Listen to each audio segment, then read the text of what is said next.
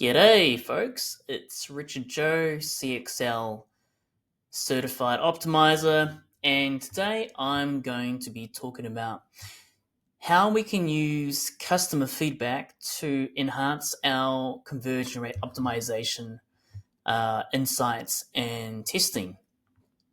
And this is going to be more coming from the slant of more qualitative data as opposed to the quantitative sort of side of things. And the reason why I'm doing this is because it's very easy for us on our platforms, on our analytics platforms, like GA4 or Adobe Analytics, to see where the drop-offs are. Let's say we see a 70% drop-off on people going from the cart, and we're seeing there's a huge drop-off at that point. We know what the problem is, but we have to look at the qualitative data to gather further insights into why users are dropping off. And there could be like a whole range of issues. It could be really a multivariate answer why, but in terms of our testing and A/B testing and testing one single variable, we need to test one specific thing, and there could be several. Like I said, you could be testing 5 different things to test why they drop off, how you can improve the drop off. So we're going to look at it from a qualitative perspective because sometimes I think if you're coming from a more analytics background, this might be like a weak point for you. So what we'll do is we'll talk about the ways you can get more insights about the friction points that people may have. And let's just say that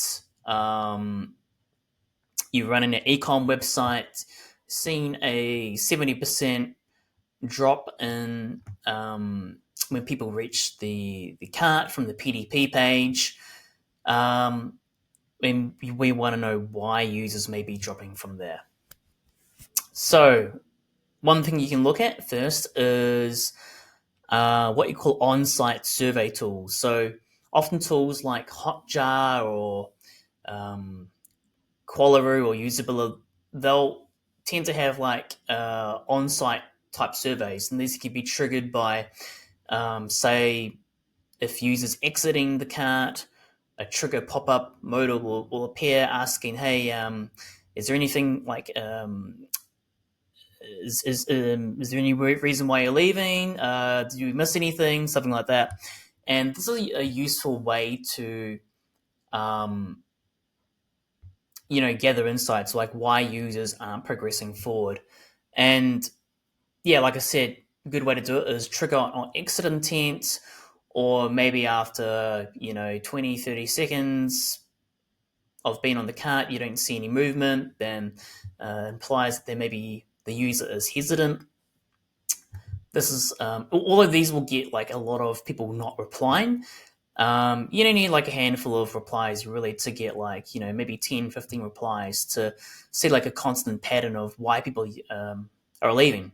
The other thing you can do is post-purchase surveys, and these are sent obviously after they purchase. So these typically are sent via like CRM automations. So if you've got Salesforce or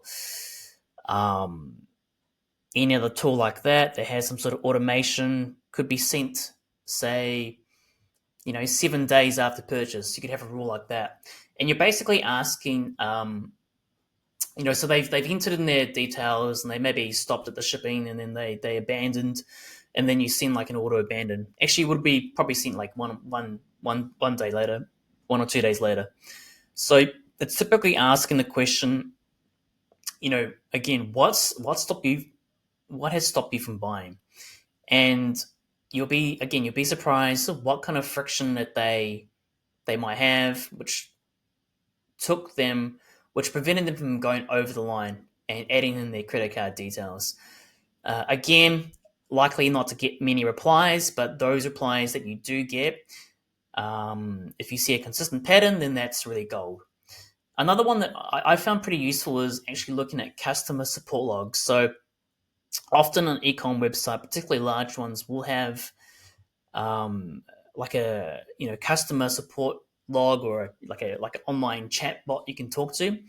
And if you've got access to the backend portal of this, and you can search by topics, or be able to sort of categorize um, different types of chats for, like, say, different products, or be able to sort of categorize the like trended sort of topics um, about particularly why users aren't purchasing, then that's really insightful. Because say for instance, a lot of people might be, say for instance, people are asking about, like, hey, how much does it cost to ship this item? And you may find that the shipping's not clearly marked on the PDP site, on the PDP, or even on the website in general. Then that will infer to you that maybe you can, if you got free shipping for orders over a certain amount, that maybe you need to test that on the PDP. And well, maybe you find that customers are just finding your products really expensive, and maybe you need to test ways to make your products more affordable. Either do price testing directly on your like actual prices, or look at making it looking at other ways to make your products more affordable. Maybe having a price match guarantee, or if you're with Afterpay, doing like highlighting the buy now pay later aspect on the PDP. Yeah, there could be a whole range of issues that people are finding that they're not wanting to put the credit card in. And another I've got two more points. The other one is doing usability test. And there's two ways to do it. There's one like where it's in person and a person's actually there, and they but these are very expensive to run and not always convenient. The more kind of practical ways to do what you call remote user testing, and sites like usertesting.com, or I think it's called Usabilla. They enable you to do what you call I think it's called I think it's like guided usability testing, I think it's called, from memory. And you're basically being able to ask the user, according to your chosen demographic. You could ask them a question like, you've landed on the homepage. Show me how to buy. You go ahead and buy these red shoes, and then you're actually getting them to comment on the user journey of how they would go from the homepage, clicking the GNB, or the global nav bar, and trying to find where your red, like where the shoe category section is, then going on there, and then trying to find where the red shoes are, and then finally going on PDP. And it's you'll be amazed, like the kind of insights you get from user testing. And the general rule of thumb is like you only need really like kind of 5 good quality user tests interviews to see common patterns about that user journey, for instance, and where those sort of common friction points are.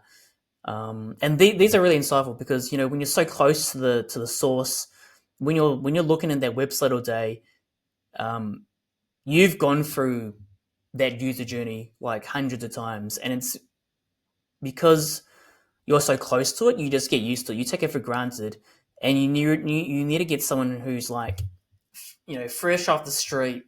They're a new user. They haven't got any. They haven't developed a pattern recognition of clicking through, click, click, click all the way through to card and purchase. They're the perfect sort of person to give you a fresh perspective on things. There's pros and cons of these sort of things. Sometimes you get like stay-at-home mothers that do this for side income, and you can tell they've done it many times, and the sort of terms they say, sometimes they might say things that they know you want to hear, but this is better than nothing. And imperfect data is better than no data at all. Now, the last thing I want to talk about is something that does take a bit more digging, and um, it it requires further effort because you've got to go manually trawl through all these data points, and that is to look at external third-party review sites like things like Trustpilot, G2, maybe Reddit threads, Google App Store reviews, whatever your product or service is based on.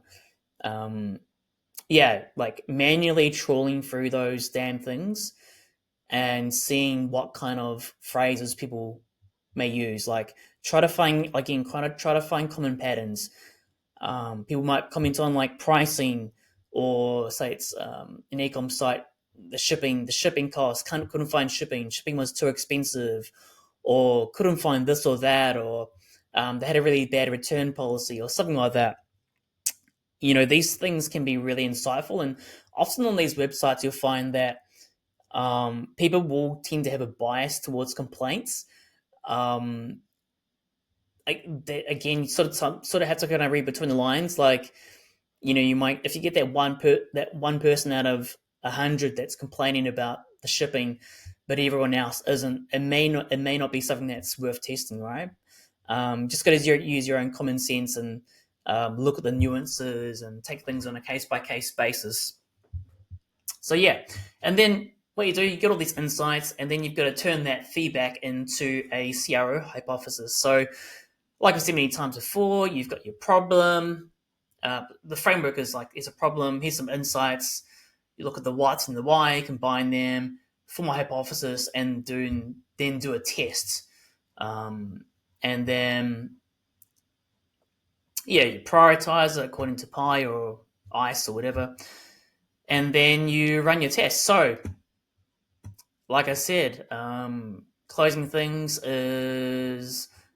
sources is, you've got things like on-site surveys, post-survey tools. You've got customer support logs, usability testing, and review sites. So look, I hope this information was helpful. If you found it really helpful, please like and subscribe to my channel, and I'll be putting out daily tips every Sunday afternoon, AEST, Sydney time. So yeah, let me know what you think. Have you found any of these channels useful? Just put a comment on the link below. See you around.